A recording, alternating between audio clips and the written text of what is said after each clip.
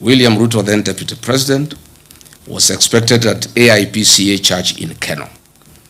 Police officers tear gas the church. At the time, William Ruto said, the Jubilee administration is a product of kneeling and prayer before many altars in Kenya.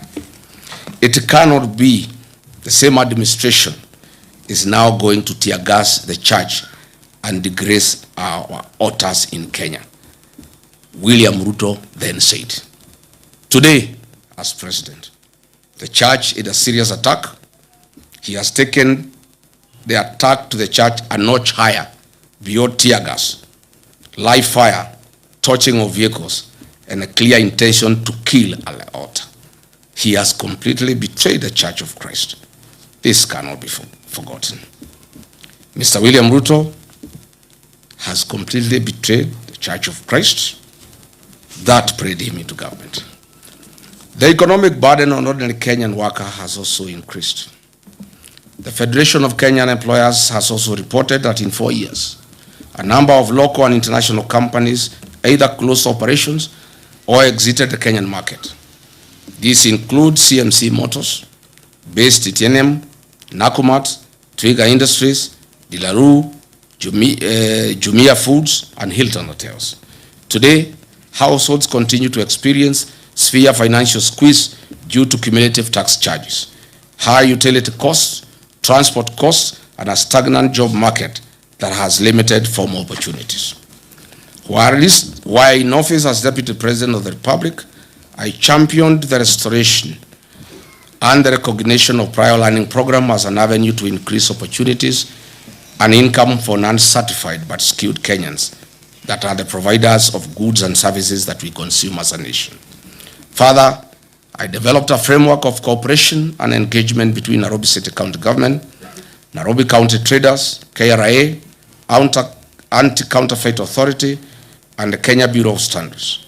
The objective of the framework was to A, provide a platform for resolution of disputes arising out of trading activities and the informal sector, foster goodwill, cooperation, and consultation between the parties, recognize the importance of collaboration in achieving shared goals in the informal sector, and promotion and improvement of the well-being of traders and their micro, small, medium enterprises. What happened?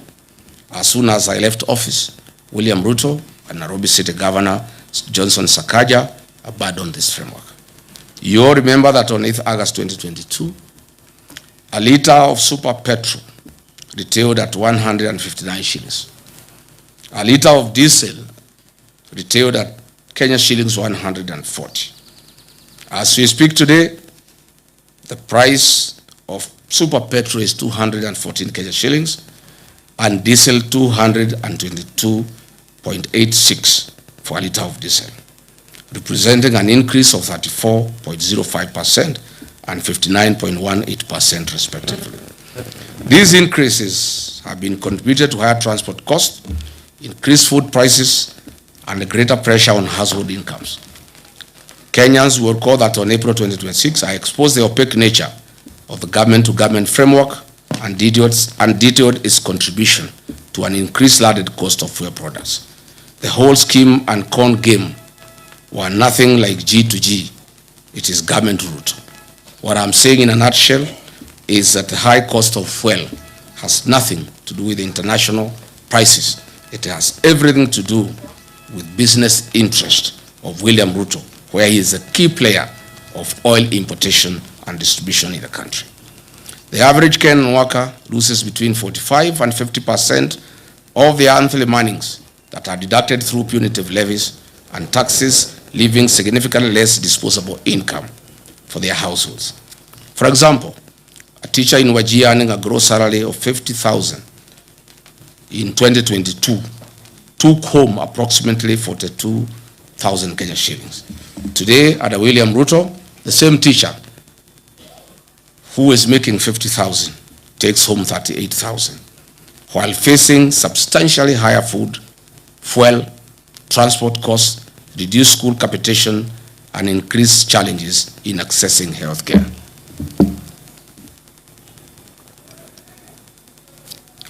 Coupled With the rising cost of petroleum products, the Kenya Kwanza covenant to put money into people's pocket is nothing but a pipe dream. If anything, Mr. William Ruto has achieved the complete opposite and has taken money out of Kenyans' pockets, leaving them with a reduced net disposable income. This covenant was central to the plan to improve the lives of Kenyans. As the party leader of DCP, I once again called on this government to cushion the payslip by suspending the affordable housing levy and reducing the payee tax burdens. This, together with the review of petroleum price framework, taxes charged will give Kenyans an increased net income. A punitive and unpredictable taxation regime is one of the principal causes of the high cost of living. William Ruto should lead from the front and actualize his promise made in the wake of the 2024 Gen Z protest to reduce government recurrent expenditure. State House does not need 18 billion Kenya shillings for 12 months. These funds could be used to subsidize rising fuel and food costs for the benefit of Kenyans.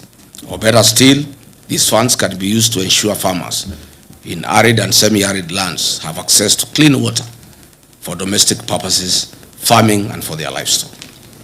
Patriotic Kenyans, Mr. William Ruto promised to build a disciplined, transparent, and accountable government founded on prudent public finance management, constitutionalism, and the rule of law. He pledged to reduce the cost of government, manage public debt responsibly, eliminate corruption, strengthen institutions, and uphold the Constitution while protecting the rights and freedoms of every Kenyan. 4 years down the line, the government introduced new tax measures, expanded statutory deductions, implemented changes to public finance management, and undertook toxic borrowing to finance government programs. It also introduced reforms affecting public institutions and the administration of government. Instead of easing the financial burden on citizens, the tax burden has increased significantly. Households have experienced reduced disposable income while facing higher prices for food, fuel, electricity, and other basic commodities. On the debt management, why is this regime in open violation of Article 211 of the Constitution of Kenya 2010 and Section 15(2)(c) of the Public Finance Management Act 2012 that strictly prohibits the financing of recurrent expenditure using debt? Looking back, we know that the Grand Coalition government borrowed an average of 200 billion shillings annually. The Jubilee government of Uhuru Kenyatta borrowed an average of 700 billion shillings annually. This regime of William Ruto borrows an average of 1.4 trillion annually with no corresponding development. Since August 2022, Kenya's debt growth has entered a dangerous pattern of continuous triple-digit or near triple-digit expansions. As we speak today, every citizen of Kenya and every child born as of this morning has a debt of Kenya shillings 221,000. This country has a debt of 13.02 trillion, up from Kenya shillings 8.6 trillion in August 2022 when William took over. Mr. William Ruto has borrowed in excess of 5 trillion over the last 4 years. This regime on a borrowing spree borrows an average of 3.5 billion Kenya shillings daily and steals 3 billion shillings daily. Why borrow to steal? On average, this government steals from the people of Kenya 125 million shillings every hour. Calculated, ladies and gentlemen, measured against the promise to lower the cost of living, improve access to affordable credit, and strengthen small businesses. The evidence presented suggests that many Kenyans have yet to experience the relief that was promised. Mr. William Ruto made an ambitious commitment to the people of Kenya. The promise was to place young people at the center of Kenya's economic transformation and restore hope to millions of young people seeking meaningful work. The population of Kenya is 75% youthful. The African Union has long urged African countries to harness this demographic dividend by investing in young people. It is therefore fitting that we assess one of the administration's flagship commitments, expanding credit opportunities to Kenyans' youth. The Kenya Kwanza administration promised to establish a 50 billion hustler fund to provide affordable credit to mama mboga, boda operators, mkokoteni operators, and other small-scale entrepreneurs. This commitment was to ease financial constraints, promote enterprise, and improve the livelihoods of ordinary Kenyans. Mr. William Ruto established the Hustler Fund, whose head and tail cannot be traced. As it were, the financing programs intended to support micro, small and medium enterprises. The Hustler Fund is said to have disbursed 87 billion Kenya shillings to 28 million people. What a paradox. What a lie. I am wed to hear of any one Kenyan saying that they have expanded their business courtesy of the Hustler Fund. Limiting the disbursement of funds to registered cooperatives would have probably made a greater economic impact and would have reduced the mobile loan default rate that is very high. I have raised fundamental questions on the effectiveness of the Hustler Fund in meeting its stated objectives. The truth of the matter is the high rate of loan defaults and low loan disbursements, in many instances 500 shillings, are insufficient to establish or grow a sustainable business venture anywhere in the country. This is simply a lost cause and was a fraud. 4 years ago, Kenyan women were promised dignity, economic empowerment, and their welfare. 4 years later, the women continue to experience economic hardships occasioned by a high cost of living, increased medical and education costs, and an unsustainable credit framework under the Hustler Fund and Women Enterprise Fund. The discontinuation of projects such as Linda Mama and Edu Afya have increased the cost of accessing healthcare and education services to women and their families. Mr. William Ruto has ignored Justice John Mativo's 2017 ruling and the former Chief Justice Maraga 2020 advisory to entitle a legislative framework and implement the 2/3 Jeta rule despite having a parliamentary majority. Patriotic Kenyans, the Kenya Kwanza commitment was to turn the housing challenge into an economic opportunity. They promised to build 250,000 houses every year. This was a promise. However, 4 years later, Mr. Ruto has fashioned and turned this into a conduit to steal public land and be the sole supplier of construction inputs, cement, steel, tiles, nails, and MDF panels that manufactures factories he has bought and acquired. The Affordable Housing Fund has collected over $1 billion since its inception. The State Department of Housing and Urban Development has conveniently ensured a low absorption rate of roughly 25% due to the staggered nature of construction phases and investments of proceeds in treasury bills, boards through Cydian Bank. Cydian Bank is today classified as Tier 2 medium-sized bank. It has graduated from Tier 3 status after achieving a market share of over 1% driven by deposits mobilized from Government of Kenya State Corporations, Social Health Authority, Nairobi City County Government, and the Affordable Housing Fund levies. Cydian Bank is worth 95 billion in asset value, Kenya shilling 74 billion in customer deposit, and a reported 1.7 billion net profit in the year ending 2025. Compare this sudden change in fortunes with the 2022 financial year results. This bank had 42 billion Kenya shillings in assets, 30 billion in customer deposit, and a reported loss in the financial year ending 2022. Since William Ruto bought it, you can see the transformation. This housing scheme is nothing but a personal business that guarantees the exclusive single source offtake of steel, MDF panels, nails, iron sheets, tiles, cement by factories owned by William Ruto and his allies. The levy proceeds are the reason why Cydian Bank deposits have increased tenfold for the 4 years.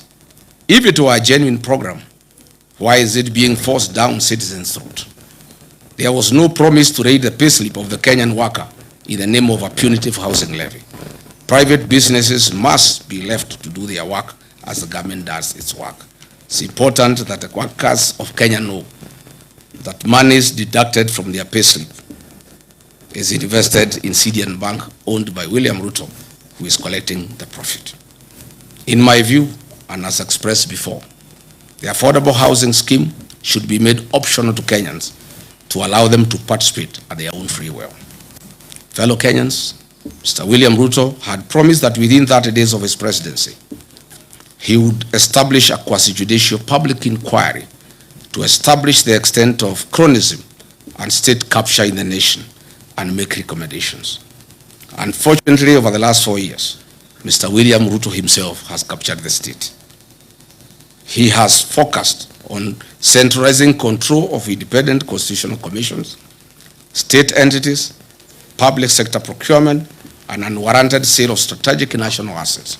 All these measures are aimed at achieving the sole objective of enriching William Ruto at the expense of 55 million Kenyans. It should be noted that William Ruto has achieved the milestone of being certified as a US dollars billionaire in a record 4-year courtesy of looting Kenyan public coffers. Mr. William Ruto's 4 years in office has accomplished a mission of driving Kenyan entrepreneurs out of business. Contractors are out of business. Traders are out of business.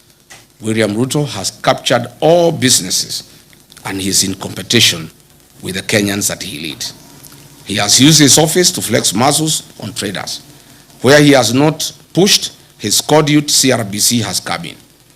Mr. William Ruto has investments in virtually every sector of Kenya's economy, namely banking and finance through Cydian Bank, investment banking through Rock Investment Bank, a CMA license issued in 2026, and is a fund manager of NSSF and PSSF pension funds, insurance through Amaco, capital markets through ZD platform, hospitality through Weston Hotel and Leeds Caraton in the Mara, cement through the various companies that he bought, including Baburi and East African Portland Cement, betting through SportsPesa, Sportbet and Betika, aviation through Kwale Island Development, healthcare through Nairobi West Hospital, telecommunication through East African Device Assembly Limited, oil and energy through Gulf Energy and oil marketing companies, energy gas through Taifa Gas, construction, farming,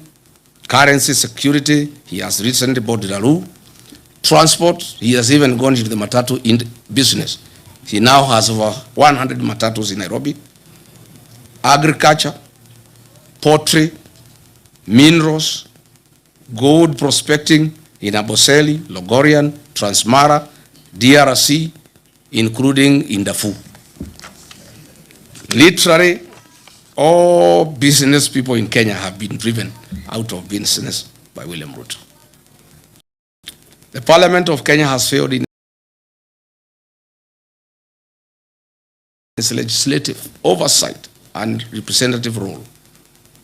Its members, except the few who hang around with me, are on record boasting how they are paid for everything that they pass in Parliament. I must remind all parliamentarians that they are accomplices to criminal acts. Under the archaic leadership of the UDA with wing Moses Wetangula, the National Assembly is one of the major causes of the suffering of Kenyans by passing bad laws like the Finance Bill 2024, whose provisions were later sneaked through amendments and omnibus legislation. Mr. William Ruto's attempt over the last 4 years to undermine the office of the Auditor General has been frantic and uncalled for. He now wants the Auditor General arrested for resisting theft of public funds. The people of Kenya will not allow it. Mr. William Ruto has made IPOA non-functional. In the last 4 years, an attempt was made through a Gazette notice to put it under the Ministry of Interior so that they can cover all the crimes against Kenyans and the police. Fortunately, our court stopped this covert mission. Historically, IBC has been an institution under low public trust. It is in the public domain that IBC, as currently constituted, enjoys low public trust among Kenyans. The threat by the chairman Ethocon to suspend or allow by elections if there is violence is a clear indication that he is under manipulation by William Ruto. The Central Bank of Kenya is one of the most critical government institutions we have. However, through the National Assembly, the CBK Act was amended recently to allow the purchase of gold and other precious metals. This is gold bag season 2 loading. Kenyans should be alarmed that CBK has not received currency supplies from Germany for 4 months after it became apparent that the government wanted money diverted to Mombasa and the German suppliers were reluctant. We have also noted the recent changes in the ownership of Dilaru, Kenya, and Kenyans are keenly watching the space to establish whether they want to print currency for bribing voters in a forthcoming general election. Allow me to give 2 practical examples of how William Ruto has captured institutions. I'll use APOA and KWS as examples. At IPOA, we have over 1,000 cases of police excesses that have been reported over the last 4 years by the people of Kenya. Only about 10 cases have found their way to court. Mr. William Ruto has deliberately slowed down the activities of IPOA. Some few days ago, the Amboseli National Ecosystem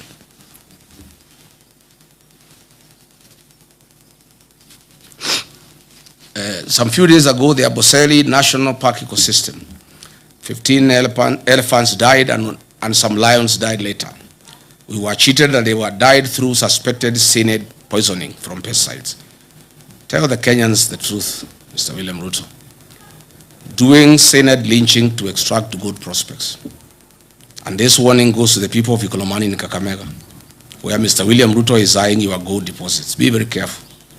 Again, the CS for Health issued Gazette notice number 11492 on 30th July 2026 on the mandatory inbound travel health insurance for tourists traveling to Kenya to have travel insurance in Kenya.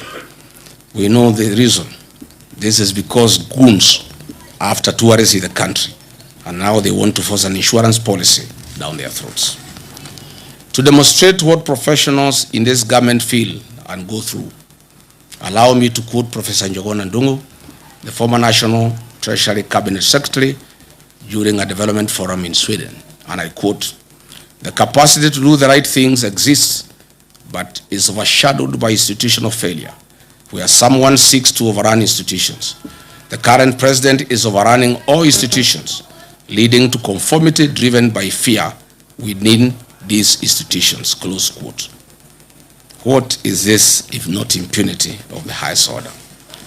Patriotic Kenyans, historically, land is one of the most emotive issues in Kenya. Mr. William Ruto has promised to settle all historical land injustices in Kenya and resettle millions of squatters across the country. Unfortunately, he has scored the lowest in this matter and created many war fronts on the land question. Over the last 4 years, William Ruto and his cronies have been involved in an historic high-level grabbing of land and misuse of public lands. For instance, 2,800 acres have been grabbed by Ruto and his cronies in Kebiko, Kajiado. 6,000 acres of land in Owaso Kedwang in Suswa has been grabbed. 5,000 acres of land on Kyobo in the Masai Mara has been grabbed. 1,000 acres of land for Puko and Limanet within Narok Township has been grabbed. Over 7,000 acres of land of Olokuto adjudication section in Narok North. Kehoto land, about 300 landowners risk being thrown out of their 700 acres of land. Davivi land in Naivasha has been grabbed by William Ruto. He has put up a home and he is growing wheat and maize in the farm. Banita settlement scheme, 14,000 acres of land have been grabbed. Olongai land, about 167,000 people are at the risk of eviction as this land is being grabbed. Egerton University land, Oscar Sudi, Samburu, and William Ruto have grabbed 2,000 acres of land meant for the university where they are doing wheat farming. Patriotic Kenyans, health has long been one of Kenya's foremost national priorities.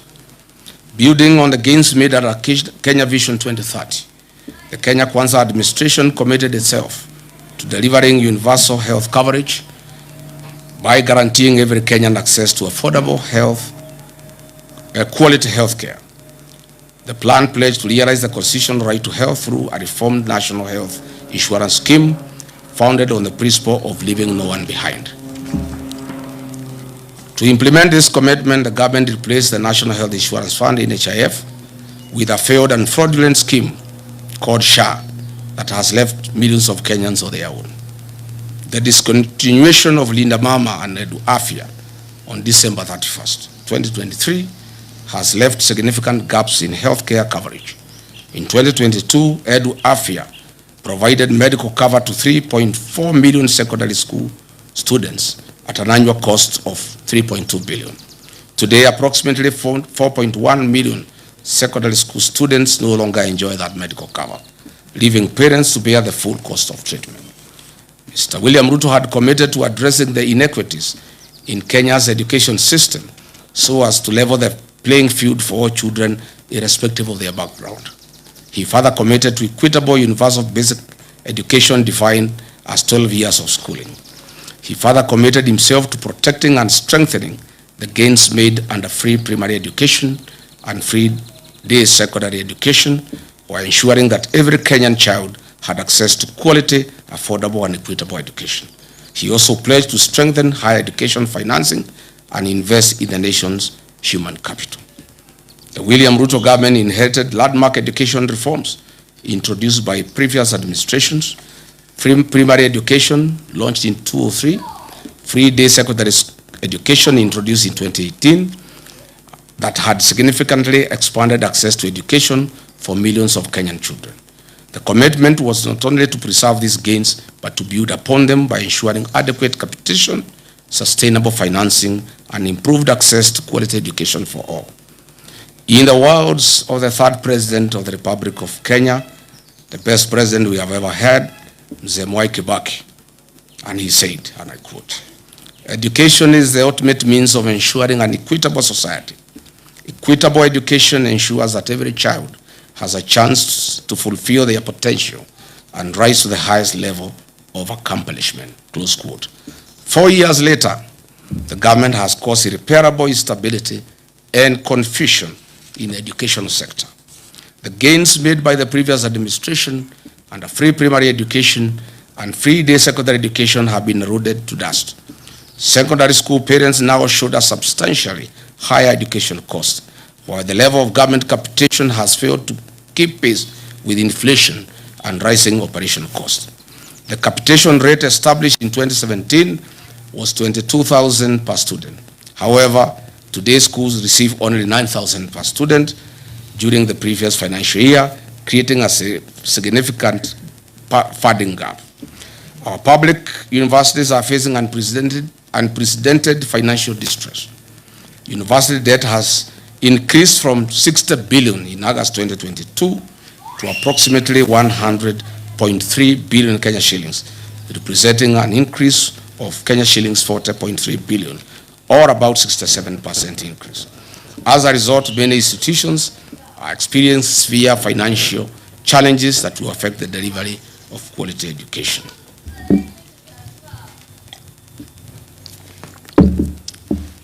Further, we have had two university financing models in 2 years. Measured against the commitment to strengthen education, protect free basic education, and improve access to higher education, the evidence presented suggests that the sector has experienced significant setbacks, placing greater financial pressure on families and creating uncertainty for learners and institutions alike. Ladies and gentlemen, Mr. William Ruto pledged to invest 250 billion Kenya shillings into the agricultural sector to shift the country from food security to surplus production. Recognizing its strategic importance, he pledged to transform the agricultural sector by increasing productivity, improving farmer incomes, and revitalizing key value chains. The administration committed itself to revamping underperforming export crops, expanding emerging high-value crops, strengthening the tea value chain, supporting food security, and promoting agro-processing as a driver of economic growth. Despite the commitments made, our farmers have experienced increased economic hardship.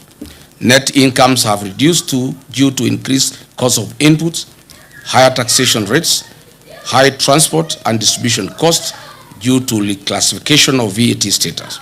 Agriculture continues to receive approximately 2% of the national budget, significantly below the African Union 10% target under the Maputo Declaration. The tea sector has faced considerable challenges over the past 4 years.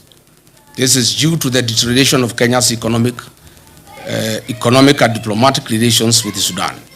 Historically, one of the largest buyers at the Mombasa tea auction.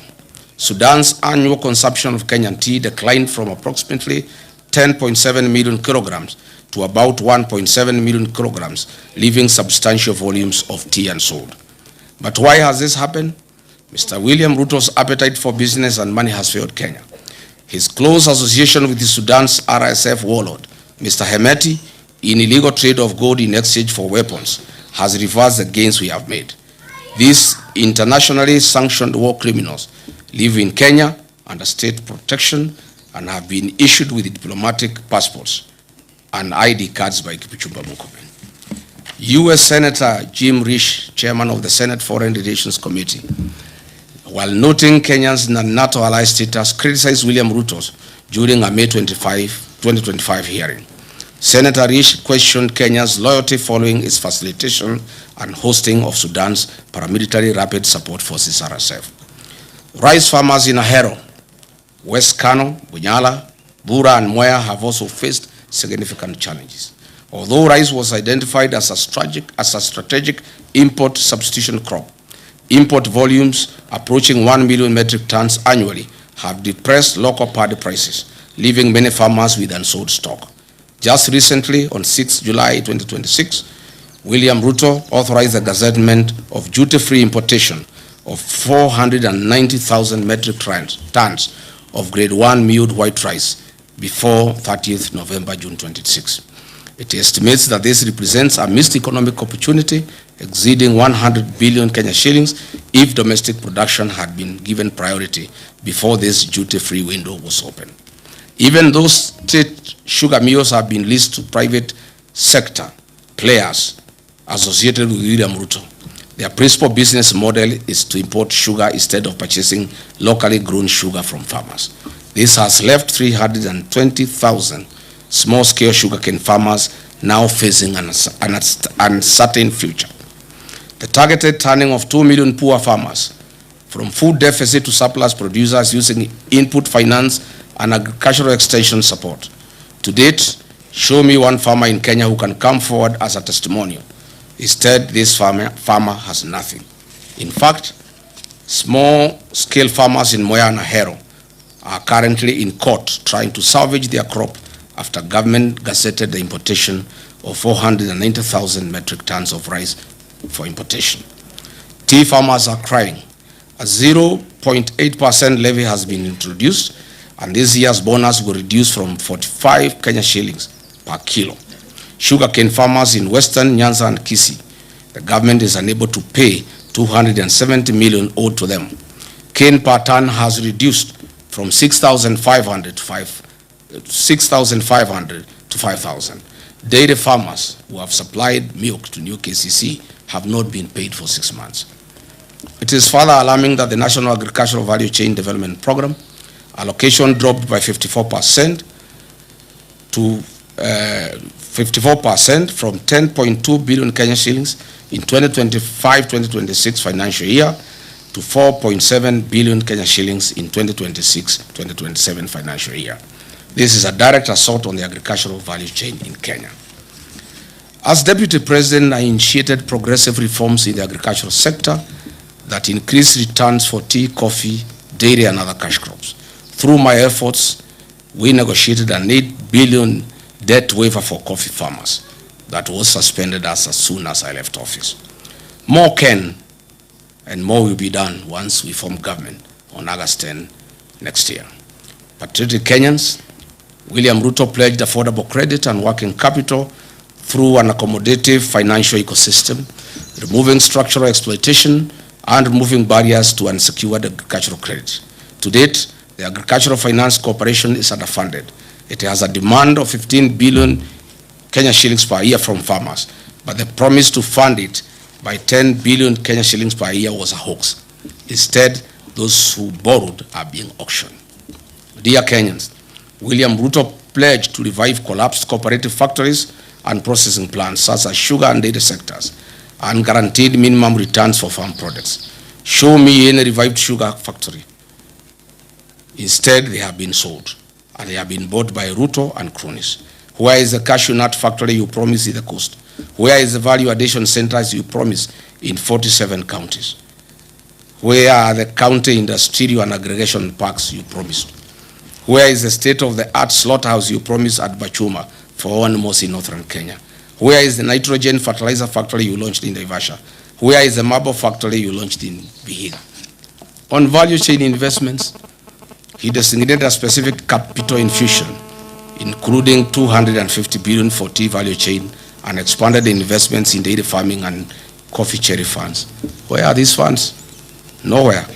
On blue economy and fisheries, funding for fisheries and the blue economy decreased by 30% from Kenya shillings 11.15 billion to Kenya shillings 7.83 billion. Livestock sector allocations of livestock fell by 14% from Kenya shillings 13.6 billion to 11.6 billion. On eradication of hunger and improved food security, the country was promised prosperity by Ruto. Unfortunately, the number of undernourished people in Kenya increased from 10.1 million in 2004-2006 to 19.7 million in 2023-2025. It is more troubling when you look at the costs of a typical household food basket. A food basket is estimated to have risen from Kenya shillings 15,000 in 2022 to over 19,000 shillings today, an increase of more than 26%. Essential commodities such as electricity, chicken, beef, sugar, kerosene, bread, and milk have all become significantly more expensive here in Kenya over the last 4 years. Patriotic Kenyans, 4 years ago, this government promised the people of Kenya dams and water. 50 mega dams across the country were promised. 200 medium-sized dams across the country were promised. 1,000 small dams were to be constructed across the country. These dams included High Grad Force Dam along the Tana and Mutonga rivers to serve Kitui, Tharaka Nithi, and Embu counties.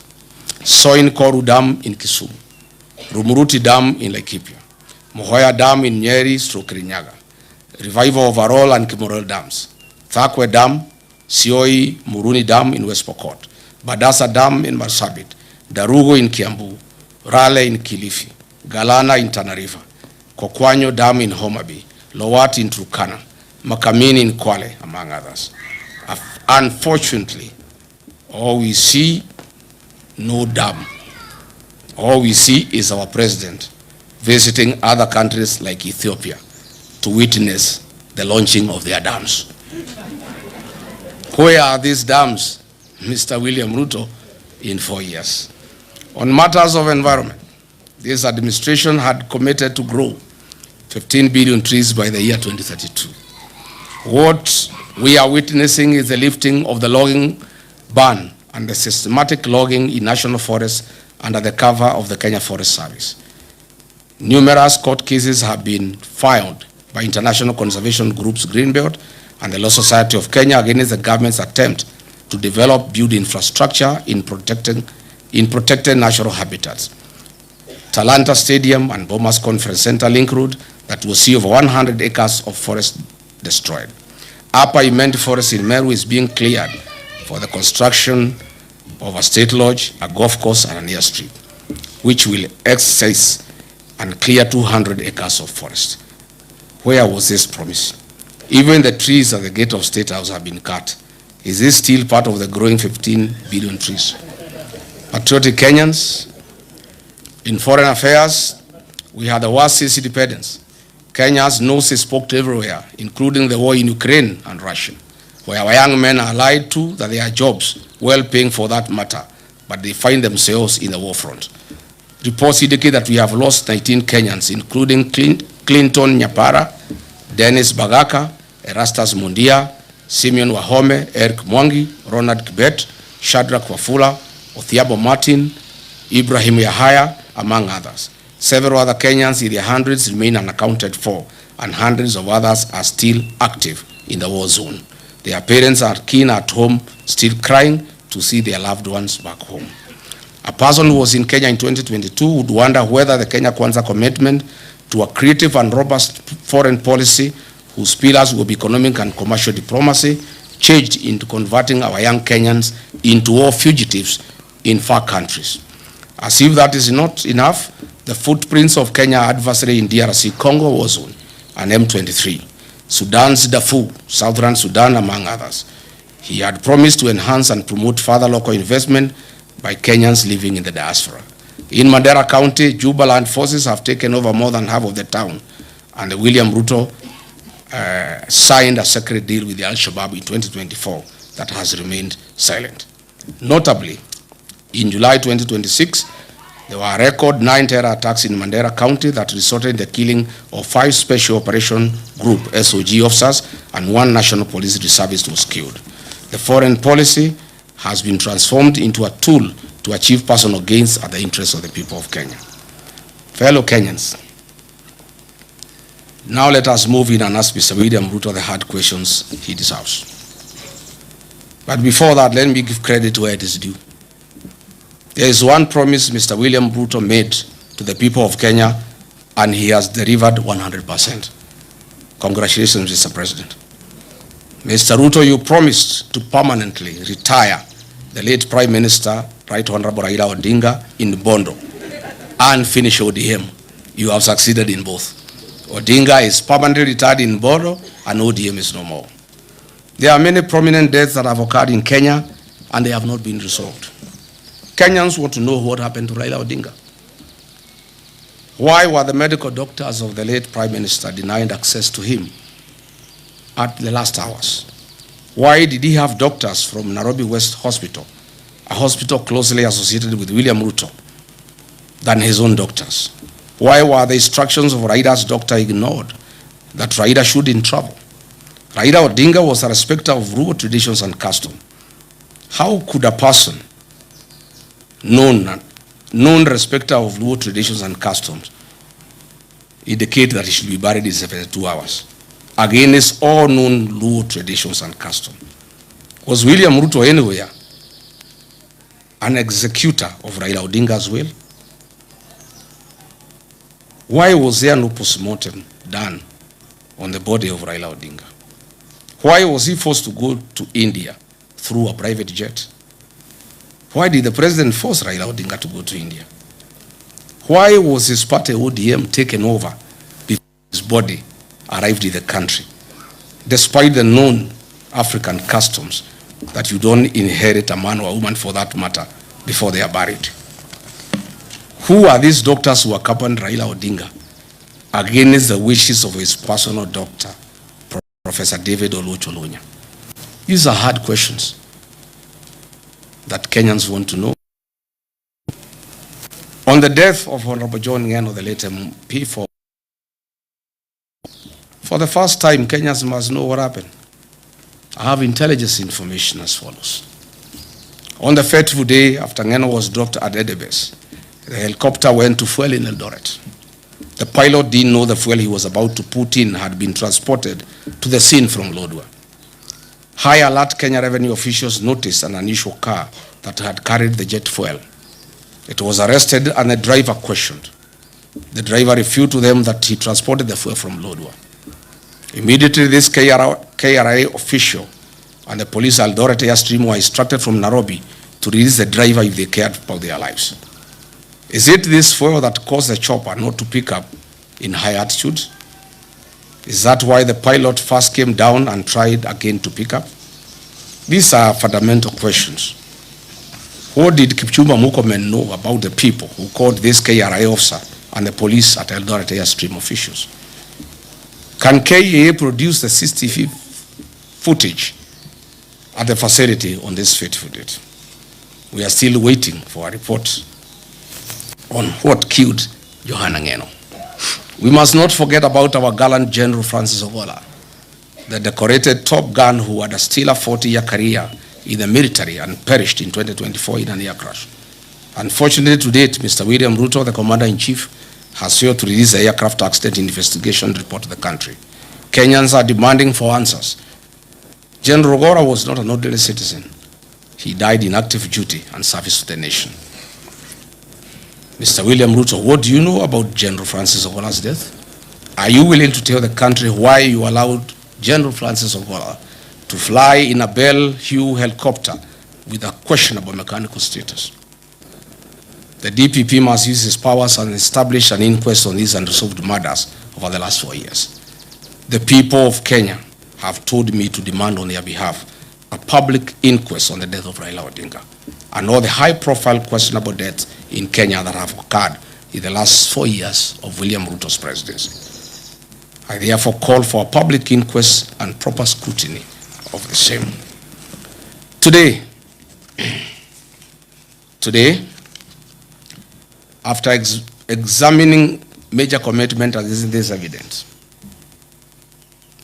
after examining every major commitment against this evidence, the verdict is unmistakable. The plan has failed. It is hollow and deceptive. In conclusion, when the plan failed,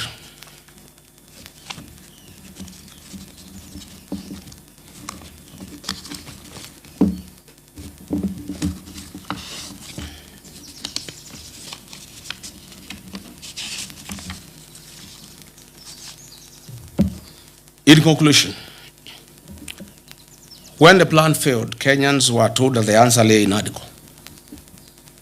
It too has failed to deliver the hope, unity, and reforms that were promised. Thereafter came the 10-point agenda, presented as a renewed roadmap to rescue the country. It has equally failed to change the trajectory of our nation. In failing the plan, the administration has failed to keep Kenya on the development path envisioned under Kenya Vision 2030. The question before the people of Kenya is therefore simple. If the author of the plan could not deliver the plan, if NADCO has failed to provide solutions, if the 10-point agenda has failed to change the country's direction, what reason do Kenyans have to expect a different outcome after 2027? You have all heard William Ruto constantly accusing the opposition of having no plan. I ask Kenyans instead to look at his track record. He came up with a bottom-up economic plan. As we have seen, it has failed. He came up with NADCO. He has failed to deliver. He came up with the 10-point agenda. He has failed to deliver. He came up with the Singapore. It has failed. And now, before he has honored a single promise and his commitments, he is now asking us to believe and trust him to come up with another plan, Vision 2060, or the way he is calling, Beyond Vision 2030. Plan after plan, promise after promise, each one designed to distract from the fact that there has been no implementation of the last. From bottom up to Singapore, to Vision 2060 or Beyond Vision 2030, William Ruto has mastered the language of plans. Whenever he is asked to account for what he has actually done, because he has no answer, he simply points to the next horizon. The harsh truth is he does not have the capacity to deliver. You cannot fail today and ask us to trust you tomorrow for some distant, far future engagement. Based on your performance, Kenyans don't want to hear about Vision 2030 or Beyond 2030. They want to know one thing. What will you deliver in the 364 days between today and the next election? Of all the promises you have already made, which ones can we expect you to keep? That will be your marking scheme 1 year from today. And Kenyans are doing you a favor. They are letting you set that marking scheme yourself. They are not making their own demands. They are just using your own commitments as the standard. So when the day comes, you should have nothing to complain about. Leadership is judged by results, not by promises. Governments earn another term through performance, not through visions and persuasion. That is why millions of Kenyans are saying one term. One term is not a slogan of anger. It is a verdict on performance. It is a democratic conclusion that one term has been enough because the promises made have not been kept. Exactly 1 year from today, on 10th August 2027, we shall go to the polls as a nation. Let us choose accountability over excuses, delivery over promises, and leadership that honors its covenant with the people.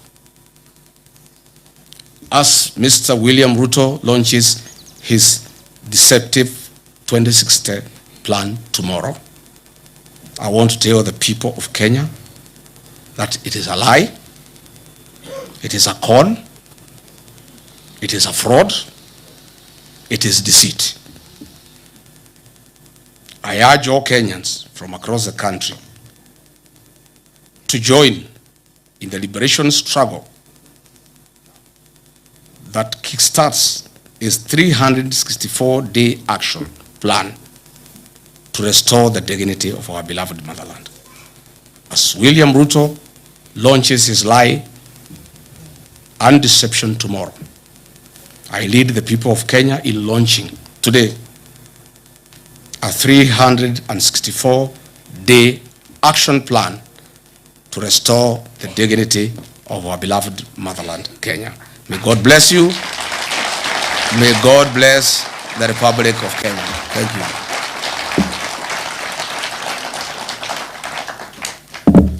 Asanteni sana. Thank you. Ladies and gentlemen, His Excellency the Second Deputy President, State of the Nation Address. Jamani, makofi tunapoendelea kuzingatia maendeleo katika nchi yetu, kuendeleza uongozi wa ukweli na uongozi ambao umeajibika. Studio, tukiwa hivyo tutasalia kusimama tucheze wimbo wa taifa. Basi baada ya hapo tutaweza kuondoka studio.